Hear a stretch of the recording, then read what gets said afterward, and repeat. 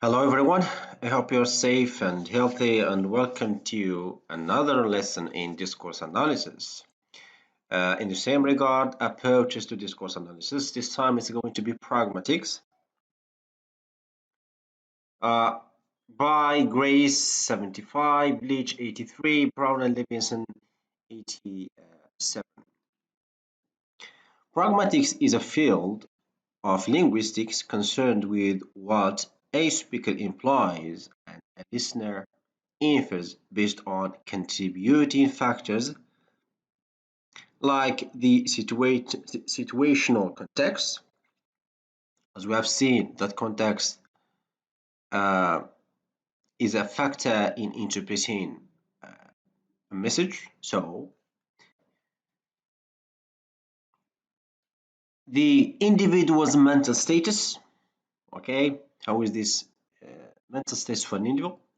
The preceding dialogue and other elements. So this is pragmatics. It focuses on how do people communicate more than what the words or phrases of their utterances might mean by themselves, and how do people make these interpretations. So why do people choose to say or interpret something in one way rather than another? That's the focus of pragmatics. How do people's perceptions of contextual factors, for example, who the interlocutors are, what is their relationship, okay, and what circumstances they are communicating in, influence the process of producing and interpreting language. So according to Grace, he contributed a lot to the field of pragmatics. He came up with so-called cooperative principles. Cooperative principle is a principle proposed by Paul Grace whereby those involved in communication assume that both parties will normally seek to cooperate with each other to establish agreed meaning. So both participants, both people, when they want to communicate, they both have to assume a some sorts, some types of or some cooperative principles. So according to this principle, we interpret language on the assumption that its sender is obeying some maxims. Four maxims we have. These four maxims are the cooperative principles. So we have maxim of quantity, which means that in conversation you are assumed to make your contribution as informative as is required for the current purpose of the exchange. Do not make your contribution more informative than is required. So basically, when you communicate, say exactly what you have to say and don't give like extra uh, uh, redundant information. So just say what you have to say, be as informative as possible or as required, and that's it. That's the maximum of quantity. Maximum of quality, do not say what you believe to be false. Do not say that for which you lack evidence. So basically, in quality, don't lie, don't tell a lie, and don't tell something to which you lack evidence for.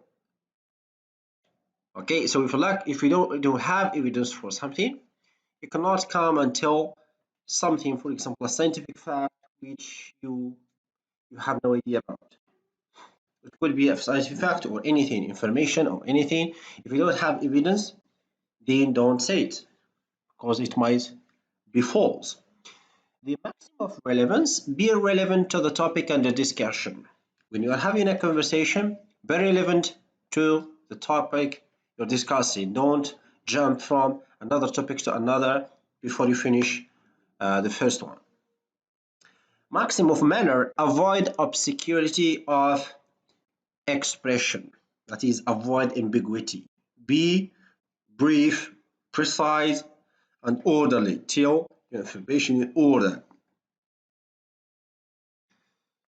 These maxims, of course, in conversation, in natural occurring conversations, we sometimes flout these maxims. So, what does this mean? The situations where a speaker deliberately fails to observe a maxim, not with any intention of deceiving or misleading. So a cooperative speaker can intentionally disobey a maxim as long as he or she or the context provides enough indicators for the hearer to notice it. So this is called flouting a maxim and is used to indirectly convey information. For example, when you tell an irony or a sarcasm, you say something, but the meaning, for example, is the opposite because you are just being sarcastic. Versus conversational implicature is an indirect or implicit speech act. What is meant by speaker utterances that is not part of what is explicitly said. So when we talk about implicature, means sometimes you say something, but the meaning of your utterance is not exactly what the literal meaning of your utterance. It's something deep, okay, something that only the speaker and the hearer can sometimes understand. The speaker, of course, understands, but sometimes the hearer may understand what you imply by something, and they may not understand it because the meaning is implicit. So flouting the maxim of quality, we're going to see how we sometimes flout a maxim. So we are just what I have written here in the blue, just a repetition of the maxim. Just remind you of the maxim and then show you how it is flouted. So maxim of quality: don't say what you believe to be false. This is the maxim. How do we flout this maxim? What, for example, what an amazing baseball player John is, said right after John didn't catch the ball. So you're looking, for example, at a baseball game, and John didn't catch the ball, and then you say sarcastically, "What an amazing basketball player John is." Here, this is flouting a maxim. You are flouting the maxim of quality because this is false. This is not true. Negative comment on John's abilities through irony. Maxim of quality disobeyed. So here you disobey or flout the maxim of quality, and you say something that is sometimes opposite of what the letter meaning of your utterance is.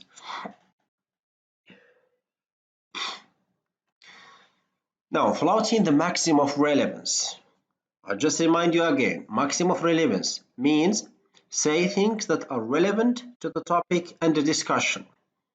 How do we flout this maxim? You see, they have some examples here. Is Joe dating anyone these days? This is a conversation. The other person says, well, she goes to Cleveland every weekend. Okay, so the second person that is who responded here, he is not being relevant. So this is maxim of relevance. The answer is not related to the question. Look at the example number 2. Will Bob go to that party? Is the Pope Catholic? You see? So the answer has nothing to do or is irrelevant to the question. This is an example of flouting a maxim of relevance. Now, flouting the maxim of manner. Maxim of manner means avoid obscurity of expression. Sorry, avoid ambiguity. Be brief, be orderly. Okay, don't be vague. These maxims relate to the form of speech you use. You shouldn't use words you know your listeners won't understand. Say things which you know would be misunderstood, could be Say things which you know could be misunderstood and state events briefly. Now this is the opposite. Say things which you know could not be misunderstood. Sorry. Could not be. Say things which you know could not be misunderstood and state events briefly and following the natural order of events. So don't say something that you think it might be misunderstood.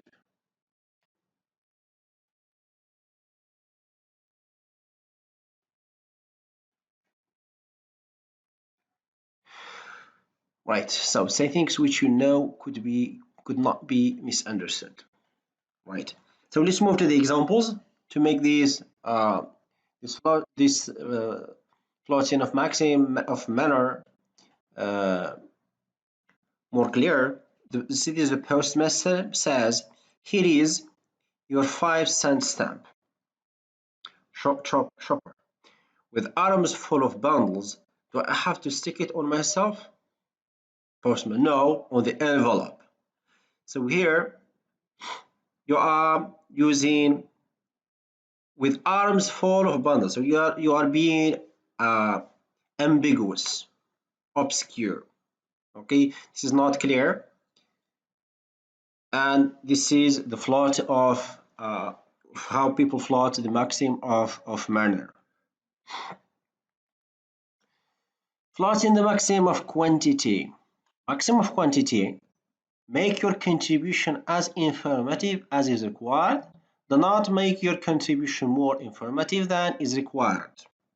Okay, don't add, don't give extra information, just give exact information that you have. Don't add more information and keep talking and talking more than required, more than is required. So we usually assume that people are telling us everything we need to know. If they don't say something, then we assume they simply don't know what the information. So for example, I met John and Mary the other day. They have 2 children now.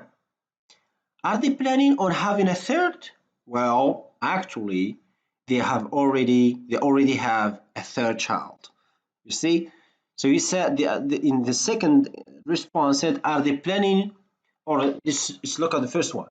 I met John and Mary the other day. They have 2 children. So normally they have 3 children, and then the person said they have 2 children. So first he said 2, and then when the other person asked him about the third person, he confirmed that they have 3 children. 3 children. So this is the flout of the maxim of quantity. So the second person in B should, or the first person should, at the beginning, confirm or say that there are 3 children, but he only said 2, and then later on said 3. So the quantity of the information is plotted here. Now let's look at the contribution of Leech to pragmatics. A central concept in pragmatics is politeness. It's a very important notion in pragmatics. It has been proposed by Leech, 1980-1983, that politeness is another level to conversational interaction besides the rules of the cooperative principle. So politeness is also another level of conversation interaction. People will interact. If there is, of course, no politeness, then the conversation might just end. So the politeness is very important in maintaining a conversation. Leech's view of politeness involves a set of politeness maxims analogous to Grice's maxims. Among these are Leech 1983, page 132. So we're going to look at maxims that Leech came up with. So we have tact maxim,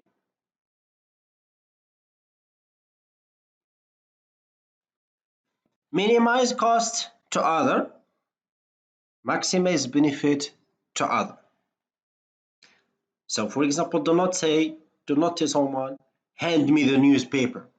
This sentence is like a threat. Hand me the newspaper. Here you are maximizing cost to others, so we shouldn't use it. You have to minimize cost to other and maximize benefit to other. For example, have another sandwich. So here you are maximizing benefit to the other person. Another maxim Leech talks about is called generosity maxim. Generosity maxim basically means, if we look at the word generosity, it's like benefit. So minimize benefit to yourself, right? And the maxim is cost to self. Let's see the examples. For example, we must, take a look at the second example. We must come and have dinner with you. This is maximize cost to other, because when you have a dinner with someone else, they are the ones that have to take care of dinner and buy everything that is needed and prepare dinner, etc. So we are maximizing cost to the other person. Instead, it should minimize it. So, for example, we have you must. So look at the first sentence. You must come and have dinner with us. So here you are maximizing cost to yourself and minimizing benefit to yourself. Another maxim is called approbation maxim. Minimize dispraise of others, maximize praise of other.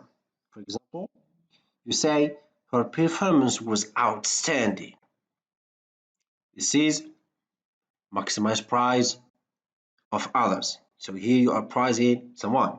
But if you say her performance was not so good as it might have been, here you are maximizing dispraise of others.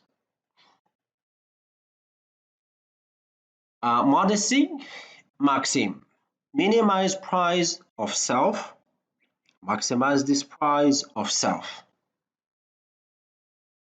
Minimize praise of self, that is, do not praise yourself very much. Just be as minimum as possible, and maximize dispraise of self. For example, how stupid of me. Here, and look at how clever of me. So if you say how clever of me, here you are maximizing praise of self. How clever of me.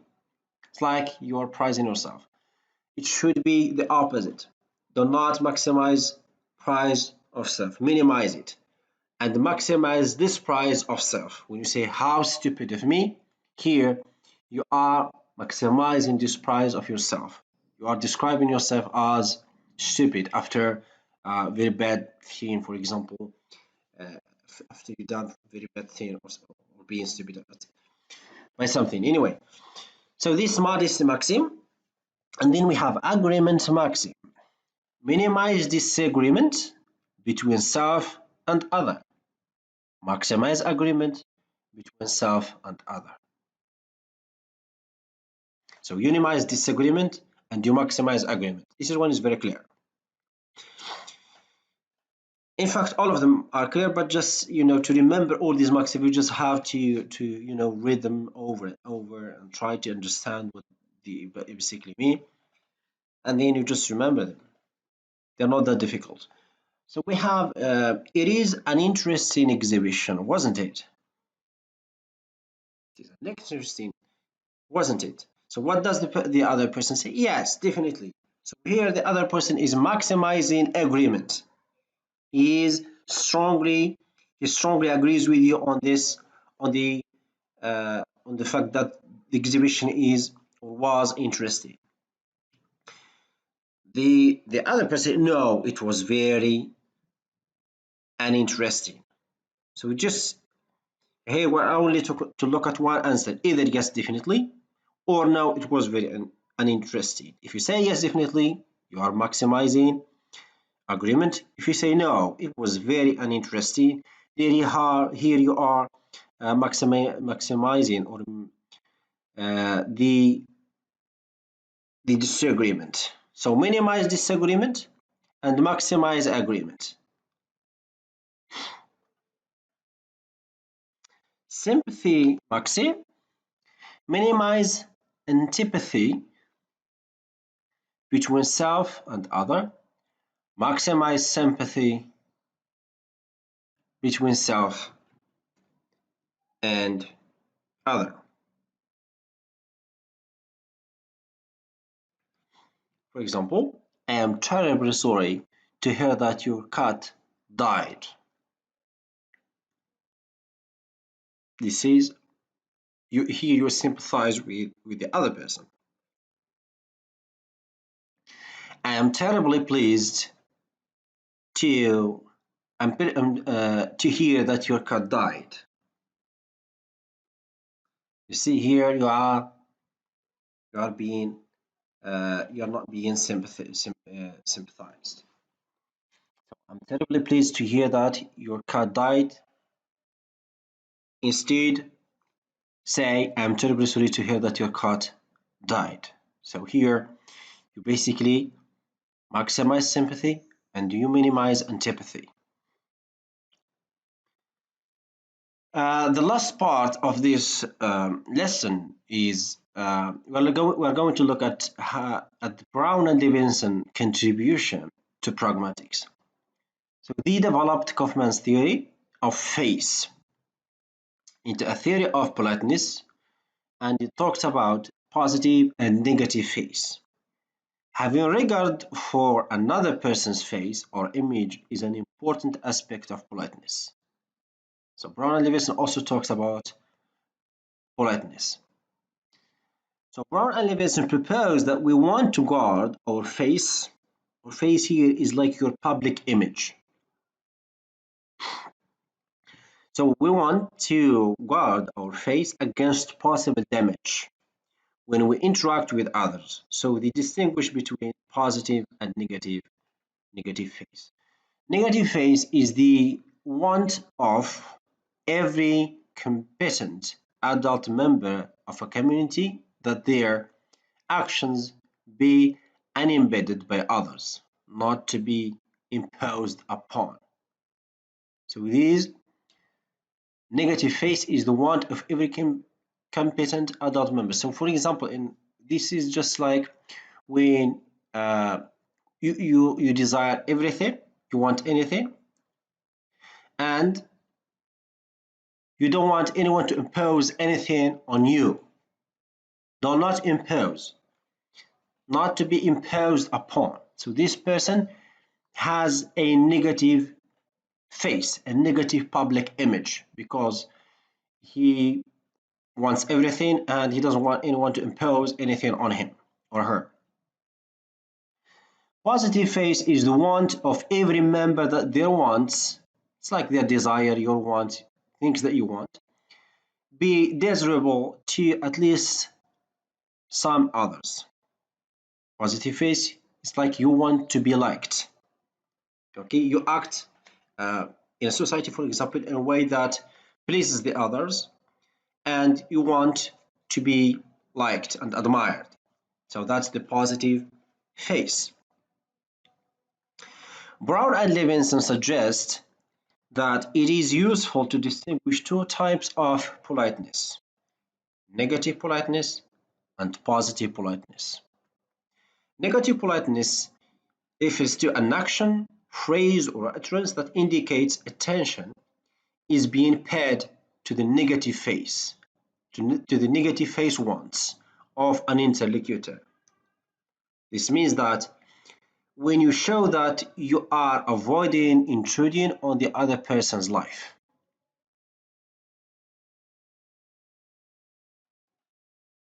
For example, you say, "Excuse me," before asking for something. Being apologetic, "Sorry to bother you, but..." Being indirect, "I don't seem to have a pen with me." So you are waiting for the others to give you a pen. You are expecting it when you say something like this. This is negative politeness. It's polite, it is politeness, but it's negative. Okay? And then we have positive politeness. It's an action, phrase, or utterance that indicates attention is being paid to the positive response of an interlocutor. This is when you show people that they are liked, admired, and included. For example, you pay them compliments. "What a lovely dress."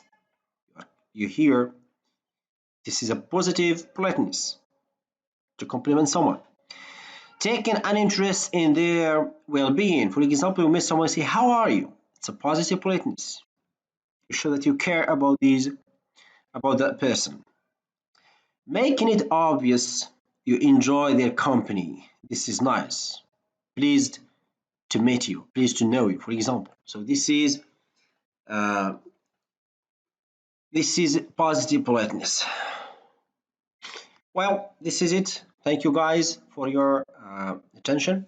I hope you enjoyed the video, and please subscribe to the channel. And if there is anything that you don't understand, leave it in the comment. I'll describe and try to explain it for you further. And I hope you enjoyed it, and thank you very much. Take care.